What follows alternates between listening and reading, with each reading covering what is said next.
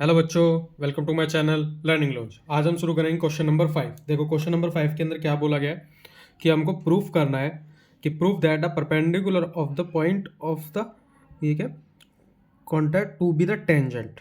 ठीक है, इसके अंदर ये लिखा हुआ है basically to a circle passes through the centre. देखो ये हमारी एक टेंजेंट है, ठीक है, ये हमारी एक टेंजेंट है।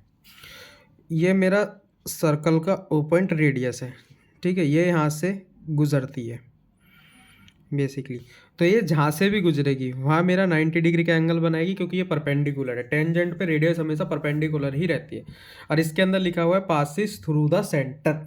अगर ये सेंटर से भी जाएगी यहाँ से, ठीक है, तो ये डायमीटर हो गया। लेकिन डायमीटर हो गया तो इसका सेंटर पॉइंट यहाँ पे, दोनों रेडियस को अगर मैं मिला दूंगा तो डायमीटर हो जाता है।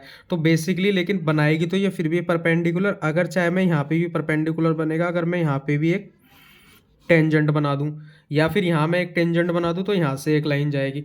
बेसिकली परपेंडिकुलर ही बनाएगी ये, ठीक है। तो हम यहाँ लिख सकते हैं कि जो हमारी रेडियस होती है इज परपेंडिकुलर, जो होती परपेंडिकुलर टू टेंजेंट, कि हमारी रेडियस परपेंडिकुलर रहती है टेंजेंट पे, ठीक है। तो मैं लिख सकता है and radius will always passes through the centre. और ये हमको पता ही है कि रेडियस पास करती है सेंटर से तो वो डायमीटर होती है, बात है कि। तो हम यहाँ लिख सकते हैं रेडियस विल ऑलवेज, या फिर ये लिख सकते हैं radius will passes through the centre. बात एक ही है,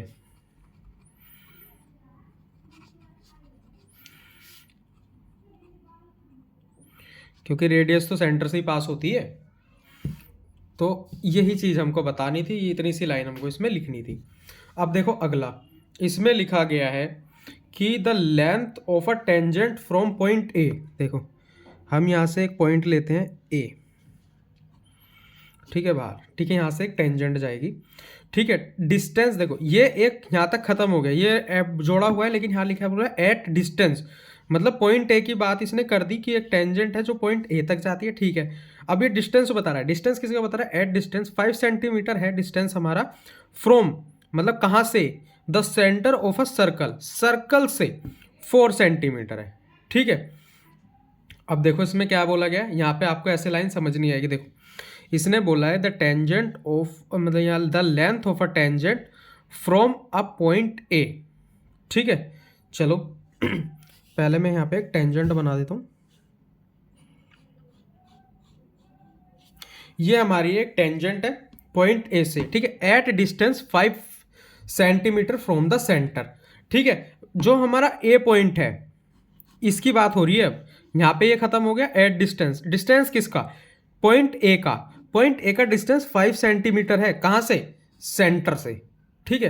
तो ये जो पॉइंट आएगा सेंटर से, ये वाली, इसकी बात हो रही है कि ये मेरा 5 सेंटीमीटर है, ठीक है। और इसने बोला है ऑफ सेंटर, ठीक है, ऑफ अ सर्कल 4 सेंटीमीटर। ये जो ऑफ अ सर्कल बोला गया है, ये वाला जो इसने हिस्सा बोला है, ये बोला गया है इस वाली लाइन के लिए, ठीक है, कि the length of a tangent from a point A is 4 centimetre from the circle. तो ये यहाँ पे आएगा, लेकिन ये इसने आपस में ज्वाइंट किया हुआ है। तो मैथ की लैंग्वेज को पकड़ना थोड़ा कॉम्प्लिकेटेड होता है, लेकिन इसको समझना पड़ेगा आपको। जैसे इसमें बोला है the length of a tangent from a point A, ठीक है, एक टेंजेंट है फ्रॉम ए पॉइंट से at distance 5 kilometre from the centre, जो कि सेंटर से 5 किलोमीटर मतलब 5 सेंटीमीटर की दूरी पर है।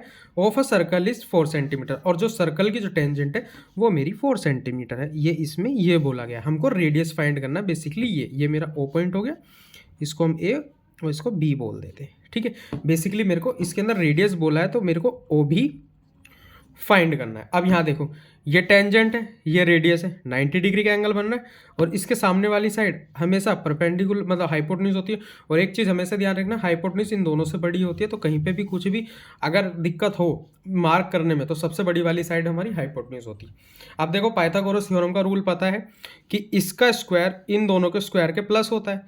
और अगर मेरे को इन दोनों में से कोई सी भी वैल्यू निकालनी हो तो इसके स्क्वायर में से जिसकी भी वैल्यू निकालनी है उसके अपोजिट में माइनस कर देंगे। मतलब देखो बी की निकालनी है, मतलब ओ बी की, तो ओ ए स्क्वायर में से माइनस कर देंगे ए बी का स्क्वायर, तो मेरी ओ बी की वैल्यू निकल जाएगी। अगर मेरे को ए बी का निकालना होता तो ओ ए के स्क्वायर से ओ बी का स्क्वायर में माइनस कर देता। ये बेसिक ये छोटे छोटे पॉइंट है।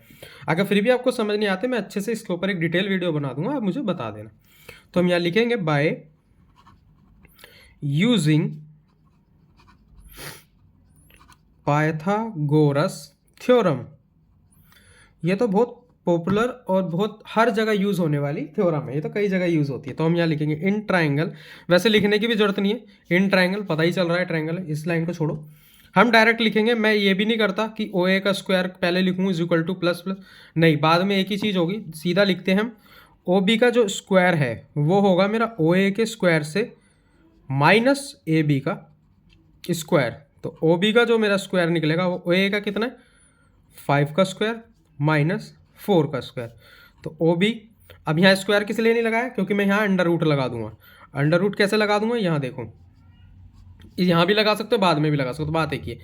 25 माइनस 16, तो ओ बी कितना आ गया अंडर रूट में 9, और 9 का अंडर रूट कितना होता है, ओ बी आ गया मेरा 3 सेंटीमीटर। और यही चीज़ मेरे को फाइंड करनी थी। आई होप आपको मेरा पढ़ाया हुआ समझ में आया होगा। समझ में आया तो मेरे चैनल को लाइक एंड सब्सक्राइब करें, अपने फ्रेंड्स में भी शेयर करें। बाकी के नेक्स्ट क्वेश्चन नेक्स्ट वीडियो में, ठीक है।